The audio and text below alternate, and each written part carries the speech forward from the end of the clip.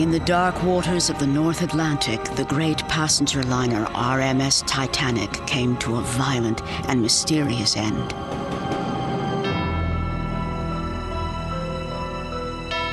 Each of her passengers, unwitting players in a harrowing drama.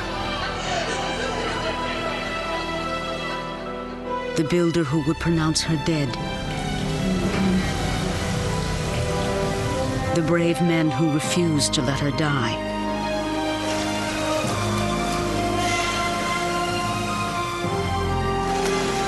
Thousands of people who struggled for their lives.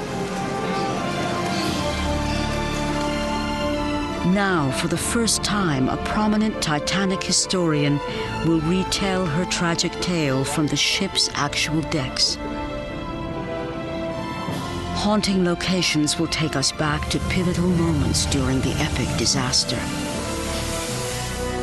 Newly discovered artifacts are helping to piece together Titanic's untold stories.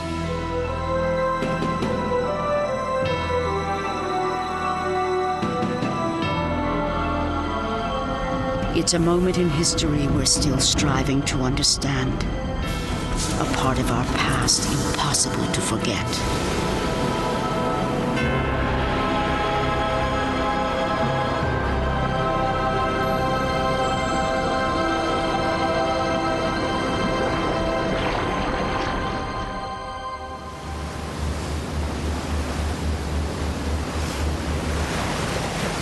On the French research vessel Nadir, a countdown begins. The crew prepares for an unprecedented dive to one of the greatest shipwrecks in history, RMS Titanic.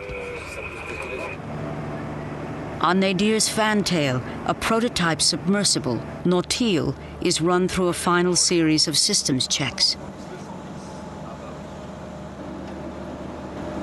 She is one of a few submersibles able to dive more than 12,000 feet to reach Titanic. Historian Charles Haas is leading today's dive. His mission? To document key sites on the ship where critical events unfolded.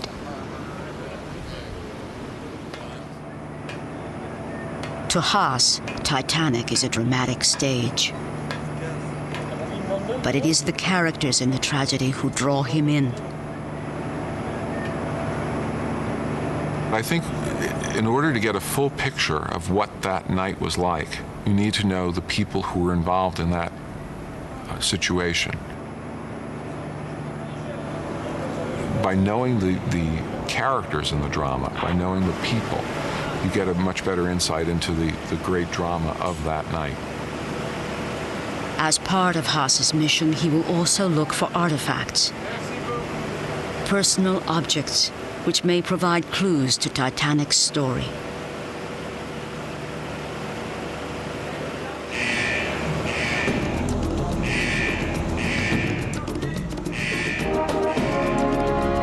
When Nautil leaves these decks, she will drop 2.5 miles into the Atlantic, into a hostile world. A place of freezing temperatures, bone-crushing pressure, and desolate darkness. If something goes wrong at the site, there is no chance of a rescue.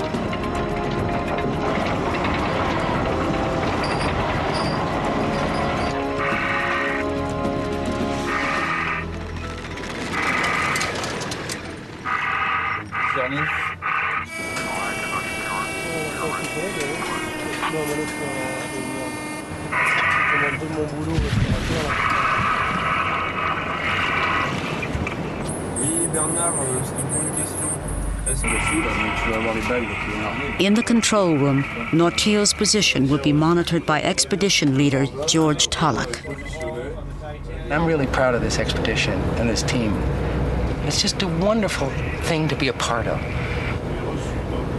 The Titanic is the piece of our history, and it's just special in every direction. Tulloch is joined by Titanic historian and Haas's writing partner, Jack Eaton. There are many things that still can be learned from Titanic, from the disaster, from the recollection of the people and of the events. There are some major mysteries that are still unsolved. From the bridge, the crew watches as Nautil freefalls to Titanic.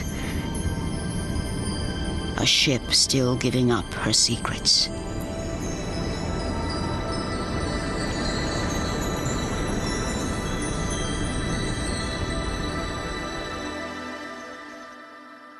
For historians studying Titanic, much of what they know is based on testimony taken after the disaster.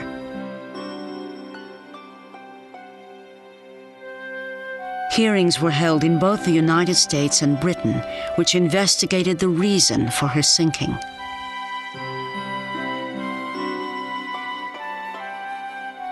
Additional evidence turned up in rare diaries and letters.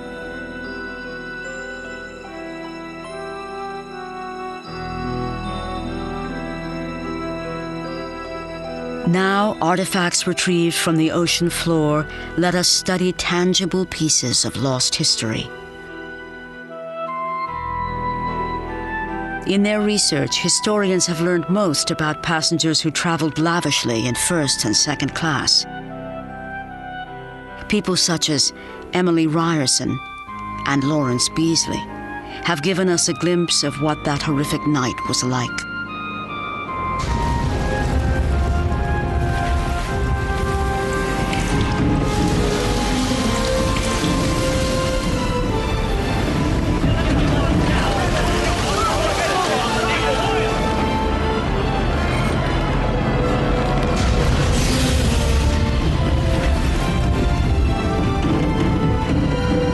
Remarkably, personal accounts of Titanic continue to surface. New witnesses are emerging. Their stories have rarely been heard.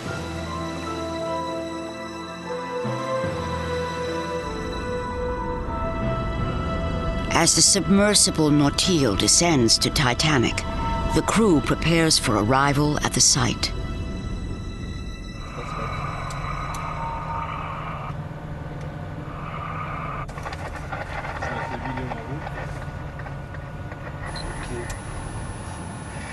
Your approach to the Titanic is pretty much like hovering over a beach in a helicopter. You see the sand rolling under you, and you're navigating forward at maybe 2 or 3 miles an hour.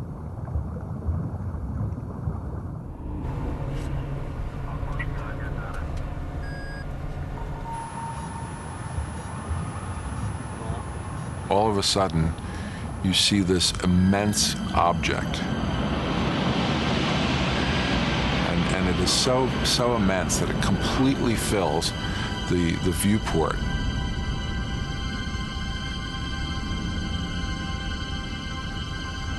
Your first reaction is, it's almost an automatic, oh my God.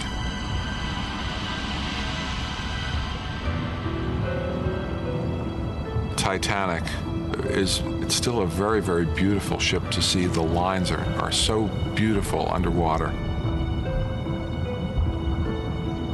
And there's an awe or a reverence or a silence from realizing what occurred on these decks. Human stories of personal tragedy that literally happened within the space that you can now see.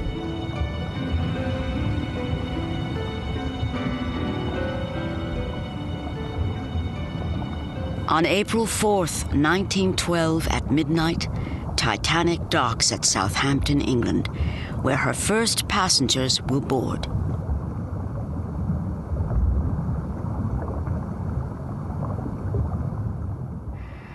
Under the direction of Haas, the crew of Nautil moves to the very spot where travelers first embarked.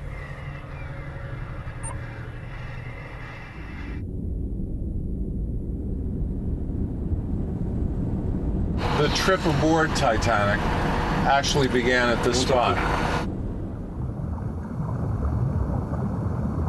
These are the B-deck doorways, the so-called shell doors. When you boarded the ship at Southampton in England, you would essentially have gone through these doors, and the purser would greet you there.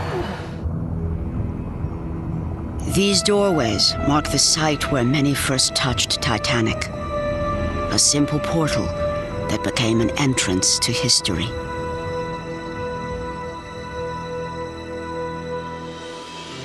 In Southampton, boarding begins in the early morning.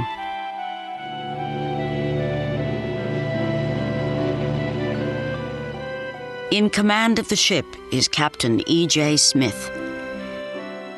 Smith's passenger list includes a who's who of the era. But the majority of the ship's passengers are third class. Titanic's owners hope to profit from immigrants such as Gerda and Edvard Lindell. The Lindells, recently married, are living in Skåne in southern Sweden.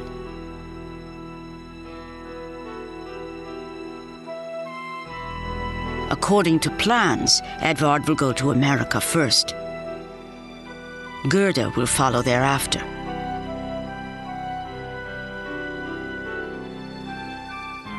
Gerda, however, won't be separated from her new husband. At the last minute, she joins him. In a farewell gesture, Gerda drops roses along their route, leaving a trail behind.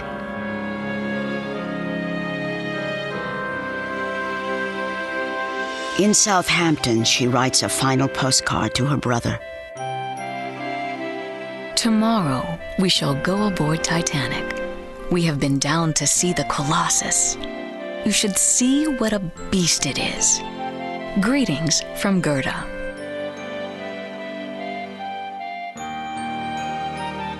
On the 10th of April, 1912, the Lindells join more than 2,000 others for Titanic's maiden voyage. On board, Edvard and Gerda meet fellow Swede August Wennerström.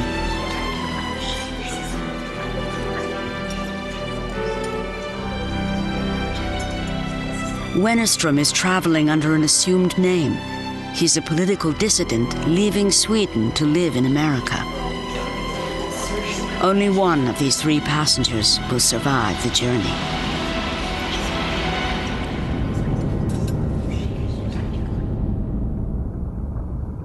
Today, Titanic is a mass of twisted metal.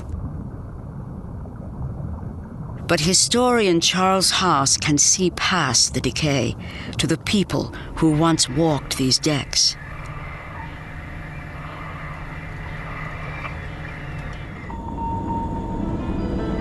As the crew of Nautil moves to a new location, 12,000 feet above them at the surface, members of the expedition team help navigate the wreck. Their destination is a third-class area at Titanic's bow.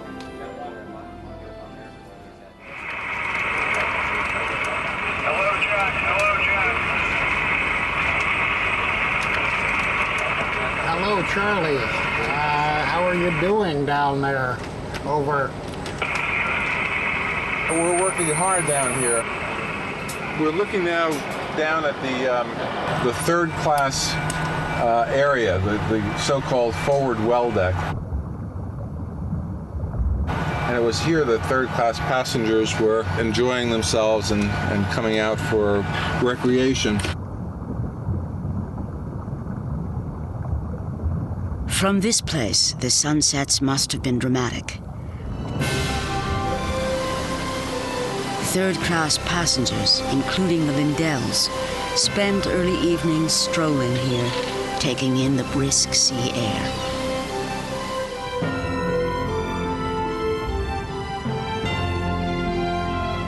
Above the third-class promenade, first and second-class passengers enjoyed uncompromising luxury. Amenities included an exotic steam room, a state-of-the-art gymnasium, and lavish dining salons. For one first-class passenger, none of Titanic's palatial amenities are enticing. Mrs. Emily Ryerson's eldest son has been killed in a car crash in America. She's going to claim his body. She leaves her cabin rarely and eats in her room. The elegance of Titanic is meaningless to a mother in mourning.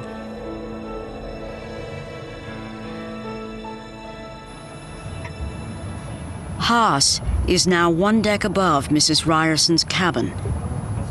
The team moves forward along the bow to one of Titanic's most famous locations. Between the first and second funnel, there was a magnificent dome which sat atop an area known as the Grand Staircase.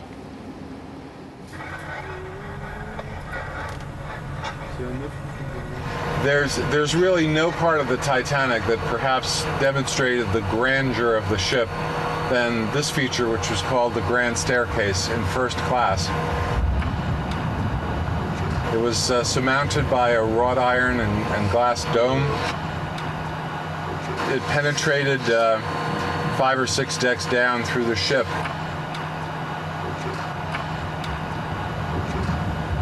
As we can see now, however, the Grand Staircase is only a shattered leftover of its former self.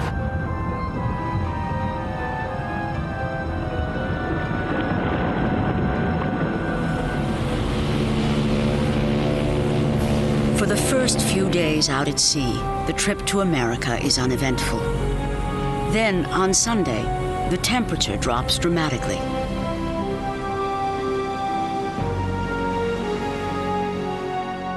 Titanic's chief designer, Thomas Andrews, spends his Sunday reviewing the ship's plans and inspecting the vessel for any subtle imperfections.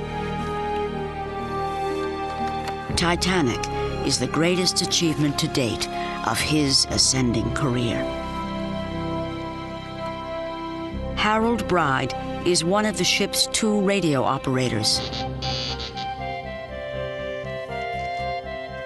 Bride's partner is Jack Phillips. Throughout the day on Sunday, they receive 6 warnings of ice.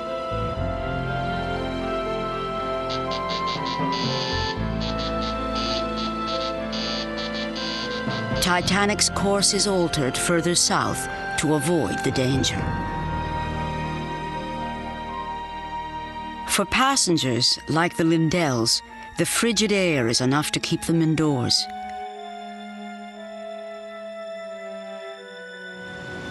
Mrs. Emily Ryerson, however, makes a rare appearance outside her cabin to enjoy the quiet evening with a friend. Bruce Ismay, managing director for the company that owns Titanic, approaches Ryerson. Mrs. Ryerson. Ismay shares a wireless message. First, he showed the telegram, then he said, "We're in among the icebergs." At the time, the conversation had no importance to me. I was very much overburdened with other things that were on my mind. First class passenger, Mrs. Emily Ryerson. In fact, few on board are concerned about ice. Titanic, after all, is unsinkable.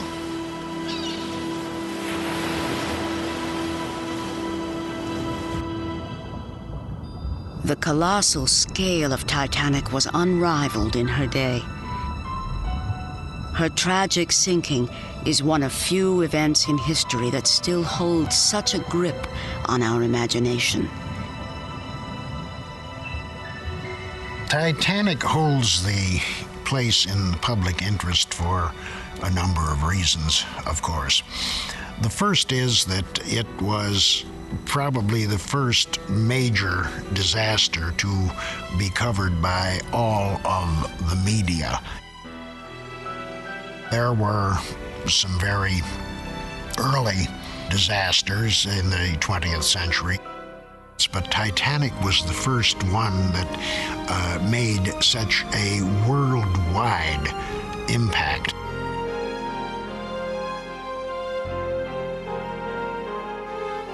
People from the outset could identify with people on board the ship, and this is something that has remained over the years.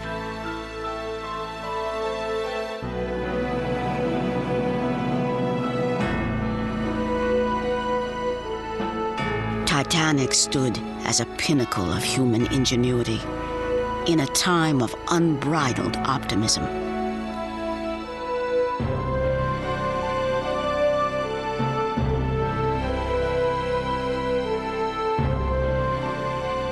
There was great optimism that the age was going to improve. They had such modern things as telephone and automobiles and even airplanes. And how far are these wonderful scientific devices going to take us?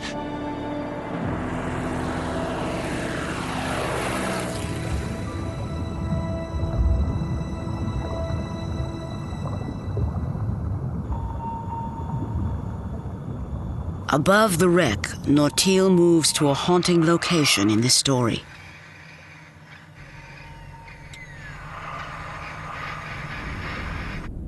The submersible is guided to the devastated remains of the forward funnel.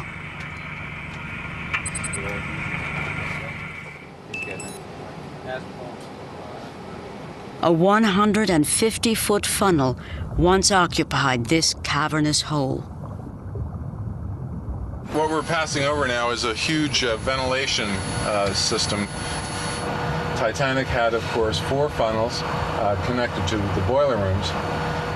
So what we're looking at here is a giant tube, in effect. And if we were to pursue it further, we would find ourselves way down in the Titanic's boiler rooms. The massive boilers, located deep in the belly of the ship, were Titanic's source of power.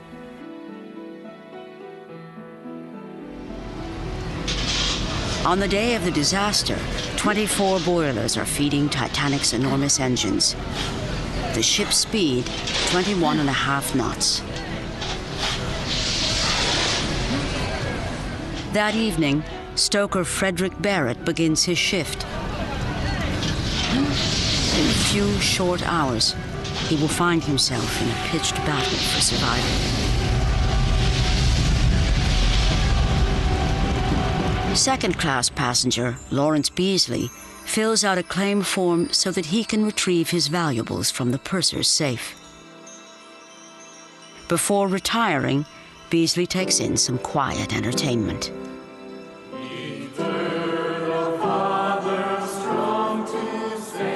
After dinner, Mr. Carter invited all who wished to the saloon, and with the assistants at the piano, he started passengers singing hymns.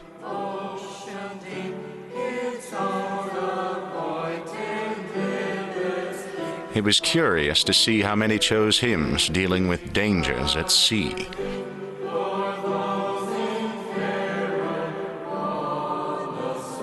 Second-class passenger Lawrence Beasley. 2 hours before impact, wireless operator Jack Phillips receives a warning from the ship Mesaba. Ice report. Latitude 42 degrees north to 41 degrees 25 minutes north. Saw much heavy pack ice and great number of large icebergs. Wireless operator Jack Phillips. Phillips doesn't realize the ice field lies directly in Titanic's path. Rather than report the warning to an officer, he places it on a spike. This simple act dooms Titanic. The warning should have been delivered to Second Officer Charles Lightoller, who was working on the bridge.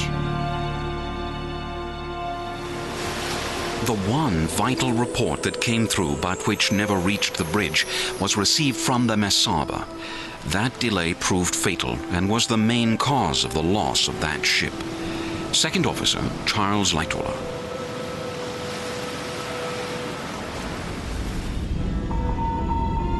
With the stage now set for disaster, The Nautil approaches an eerie scene. We are hovering over the fallen forward mast, and you see the remains of the crow's nest. It was here that lookout Frederick Fleet spotted an iceberg at 11:40 p.m. on the night of April 14th, 1912. Fleet used the crow's nest bell, but he essentially telephoned the bridge to report iceberg dead ahead.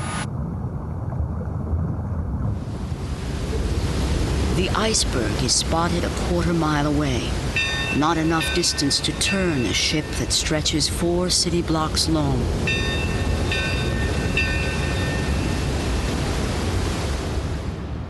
Officers steered Titanic from this location. The ship's wheel used to be attached to this device, called a telemotor. It is all that's left of the bridge. What we're seeing is the telemotor coming up.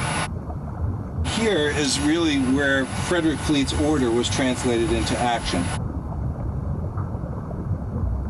Between Frederick Fleet's warning of the berg and the collision, there was just 37 seconds of time.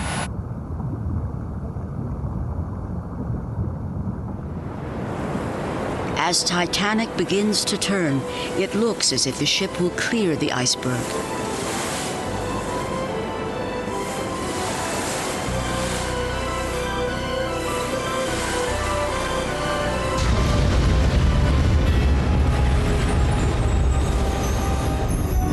But an underwater ledge pierces Titanic's steel hull, buckling plates, causing thin separations in her side.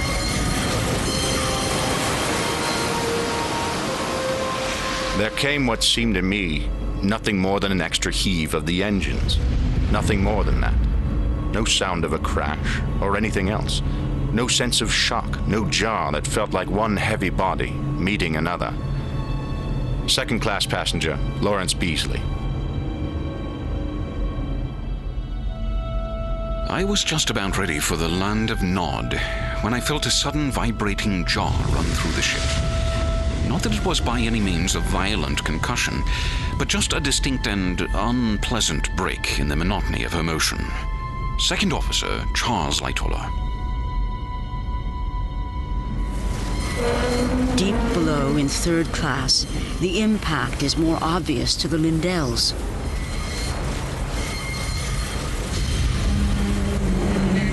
And August Wennerstrom. Captain Smith dispatches Titanic designer Thomas Andrews to inspect the damage to the ship.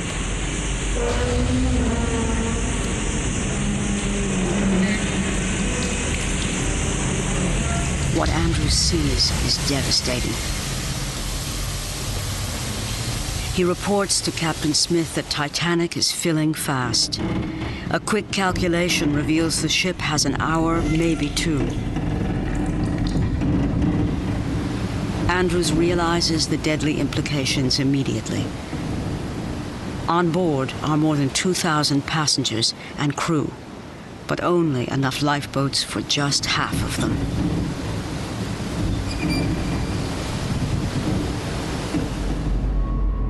Following the collision, the ship is quiet again. Most first and second class passengers are still sleeping. Little do they realize, a drama unfolds in the bow of the ship. Deep below, the front of Titanic is quickly flooding. The forward crew must abandon their positions. For the time being, Titanic's electricity is holding. Stoker Barrett and several others attempt to keep the water out of Boiler Room 5. The men attach long hoses to the pumps. If they keep this section from flooding, they believe they can save the ship. They do not know that Titanic's designer has already declared her doomed.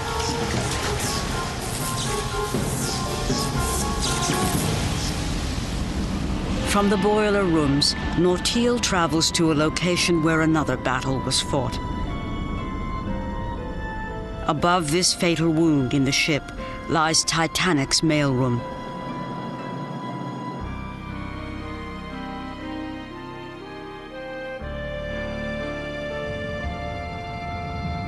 Among the greatest heroes of Titanic's story, I think, are the postal workers.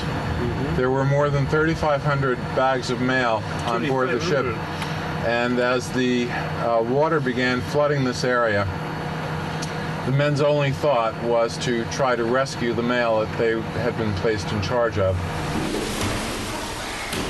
As Titanic's mailroom floods, the postal workers drag the mail to higher ground. As they work, the rising water rapidly pursues them, lapping at their heels at each level. Eventually, they are overtaken.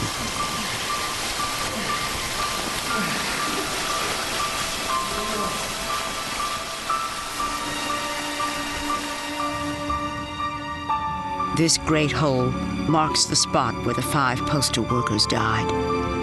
They were Titanic's first victims.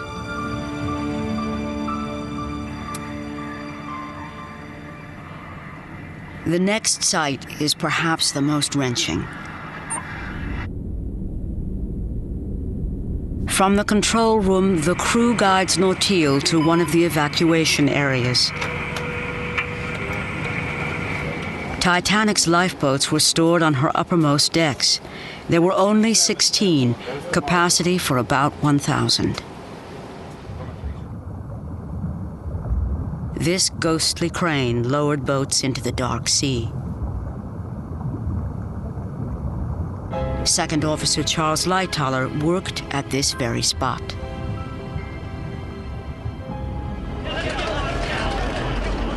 As Lightoller and his men crank out the boats, passengers stand by and watch.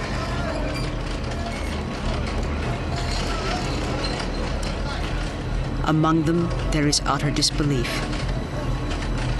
Nothing seems wrong. Why are they being asked to evacuate? Many passengers initially won't leave, and the first boats are launched virtually empty.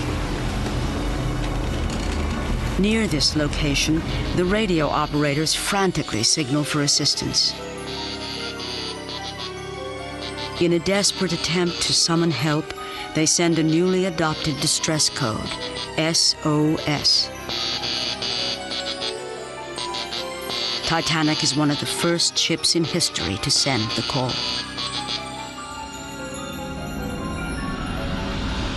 What we are looking at now is the interior of the ship's wireless room. Here, the radio operators, Jack Phillips and Harold Bride, were given the information that the Titanic was doomed. They began immediately sending out distress signals. And so it was from this very room that these two men worked very hard to save lives.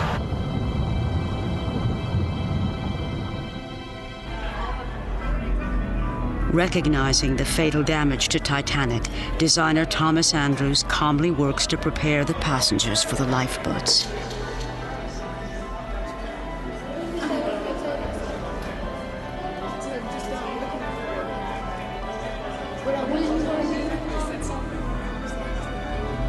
He knows, regardless of his effort, there will be a tragic loss of life.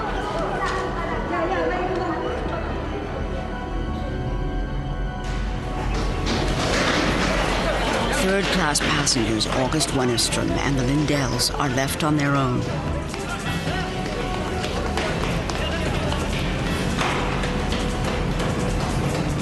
As they head for the lifeboats, the stern begins to rise out of the water. We saw the sea climbing up the deck more quickly than before. I could see that everyone was clambering aft and trying to keep from sliding down the slanting deck, which was growing steeper. Third-class passenger August Wennerstrom.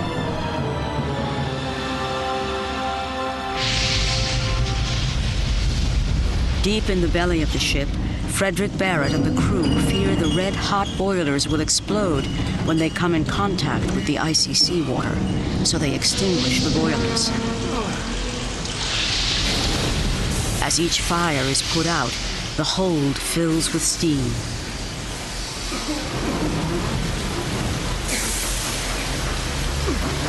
Blinded by black dust and steam, one of Barrett's companions falls into an open manhole.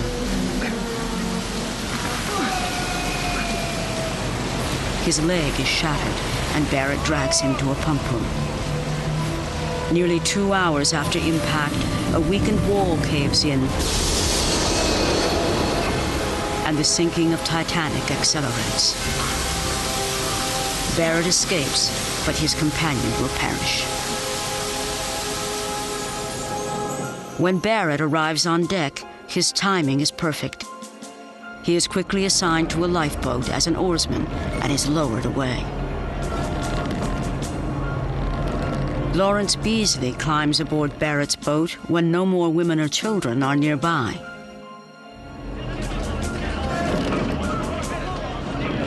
On the opposite side of the ship, one man wrestles with his conscience. His name is Masabumi Hosono.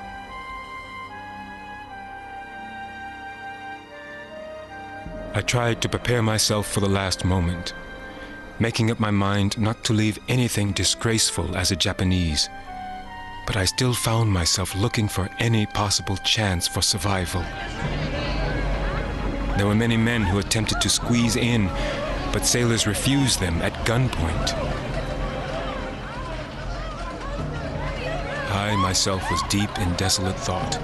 Even if I became the target of a pistol shot, it would be the same. And thus, I made a jump for the lifeboat.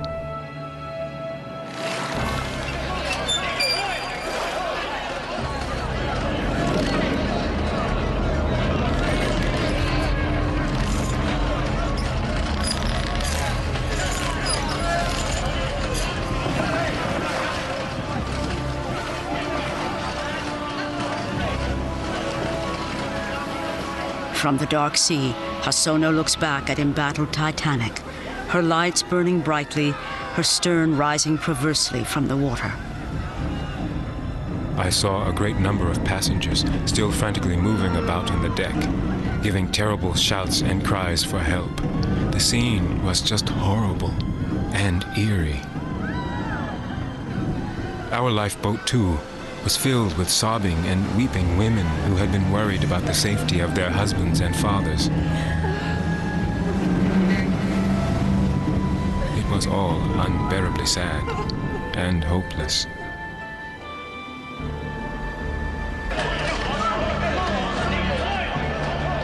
On board Titanic, Mrs. Ryerson refuses to leave her husband, despite his best efforts to convince her otherwise. My husband said, "When they say women and children first, you must go." And I said, "Why do I have to go on that boat?" And he said, "You must obey the captain's orders, and I'll get in somehow." First class passenger, Mrs. Emily Ryerson. Hundreds of families are struggling with the same question. Should they separate or stick together?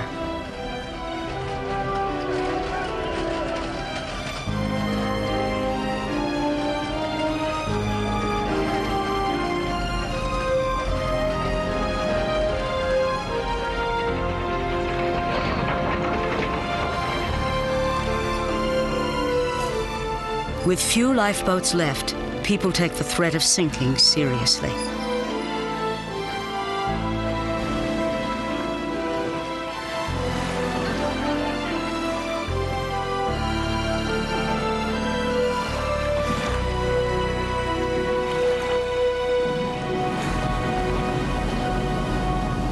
Now, the challenge for the crew is to keep people from mobbing the remaining boats.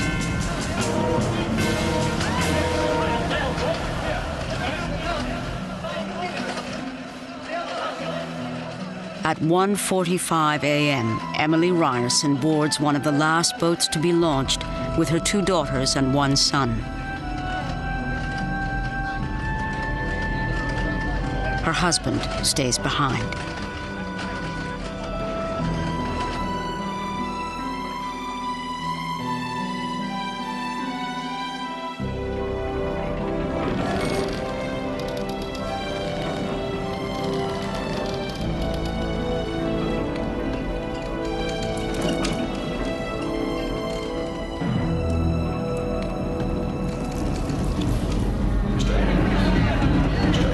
Titanic's designer, Thomas Andrews, is last seen looking lost in a trance in the first-class smoking room.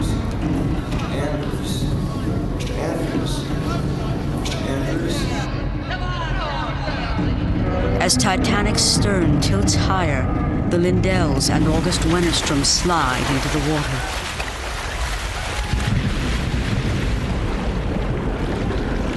Relieved of his duty, Second Officer Lightoller also takes his chances in the sea. Immediately, he is sucked into a ventilation shaft. Although I struggled and kicked for all I was worth, it was impossible to get away, every instant expecting myself shot down into the bowels of the ship. I was still struggling and fighting when suddenly a terrific blast of hot air came up the shaft and blew me right away up to the surface.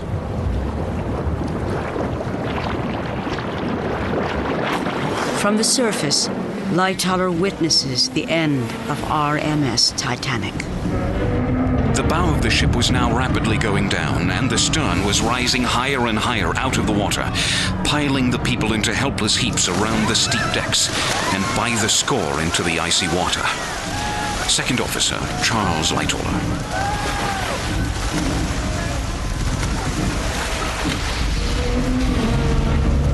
As she swung up, her lights, which had shone without a flicker all night, went out suddenly, came on again for a single flash, then went out altogether. Second-class passenger, Lawrence Beasley. The stern stood for several minutes, black against the stars. And then the boat plunged out. Then began the cries for help, which seemed to go on forever. First-class passenger, Mrs. Emily Ryerson. As Titanic plummets to the ocean floor, the most beautiful liner the world ever saw shatters into pieces. On the surface, the human drama continues.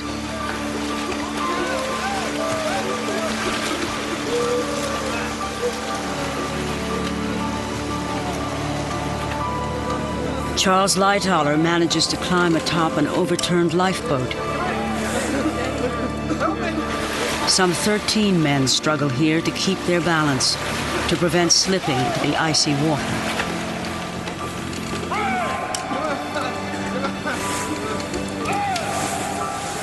Wireless operators Bride and Phillips are among these men.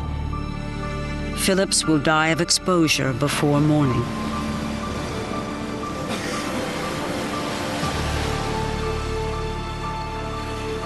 The Lindells manage to find a lifeboat, but the boat overturns, sending them helplessly back into the sea.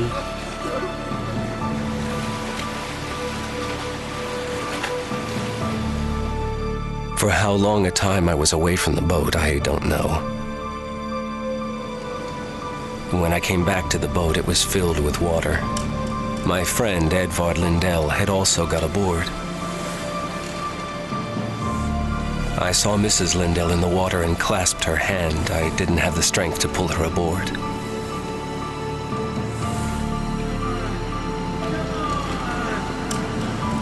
Mr. Lindell looked straight ahead, never made a move or said a word. I realized that he'd frozen to death. After a half hour, I lost my grip and saw Mrs. Lindell disappear into the sea. Third-class passenger, August Wennerstrom.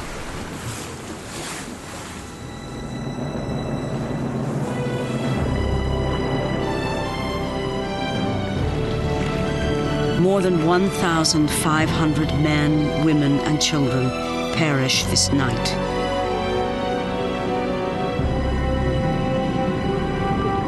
Relics of their lives are strewn along the ocean floor.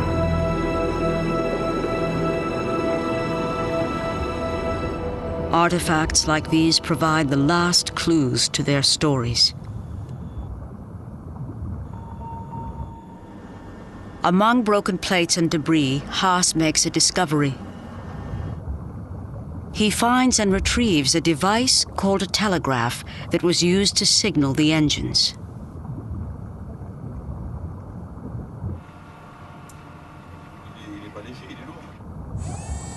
Your emotional attachment to a particular object eventually evolves into a great deal of anxiousness about its future. And when you see the artifacts being brought up, and in particular when you see them being conserved, that anxiousness is replaced by a great deal of happiness that you've preserved them for the future.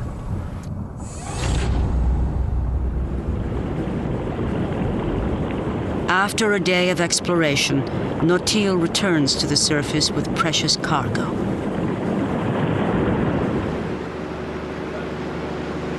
On the fantail of Nadir, the newly discovered artifact is shared with the crew.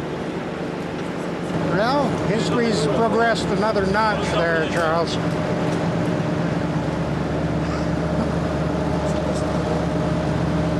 I'm really quite overwhelmed by that.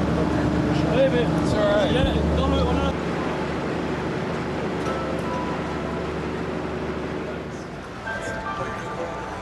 In a warehouse in Hamburg, Germany, people line up to visit an extraordinary exhibit of Titanic artifacts.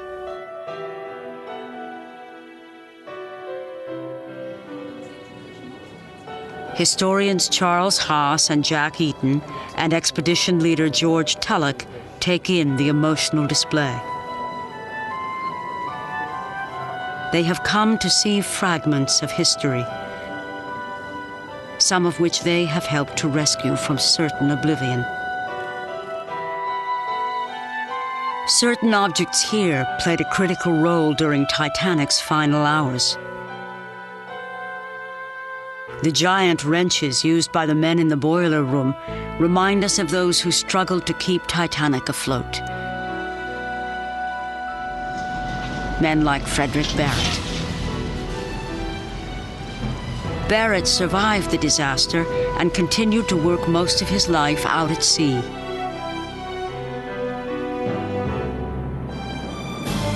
One of Titanic's brass bells, a symbol of her elite officers, including Second Officer Charles Lightoller. Lightoller was the only senior officer to survive Titanic. He retired unceremoniously. During World War II, he used his yacht in daring missions to aid the British war effort. This claim check, number 208, belonged to Lawrence Beasley, and it was retrieved from the ocean bottom.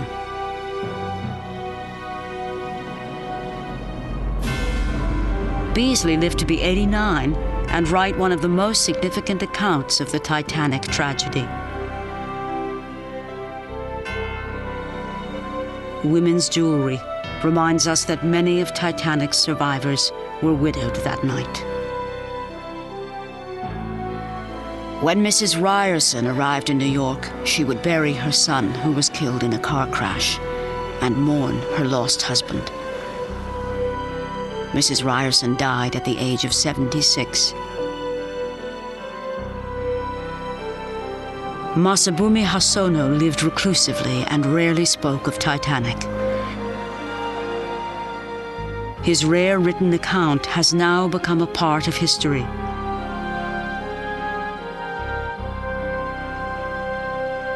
Hosono lived to be 69 and died in Japan.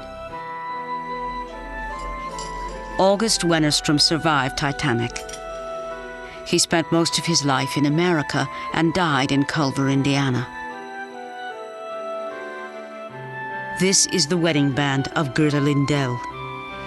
It was retrieved from the lifeboat where both she and her husband lost their lives.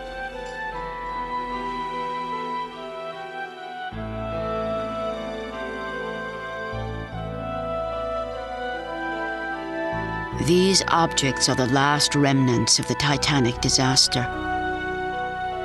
They forge a link across a century to a vanished time.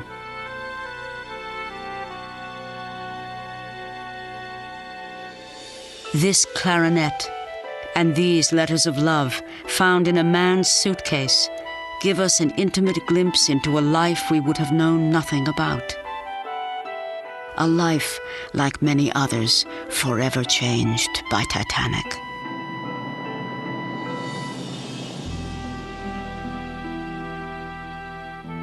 Of the 2,228 individuals aboard Titanic, we only know the experiences of perhaps half. Some of their stories have been told and fully developed. But even to this day, most of Titanic's stories still remain untold.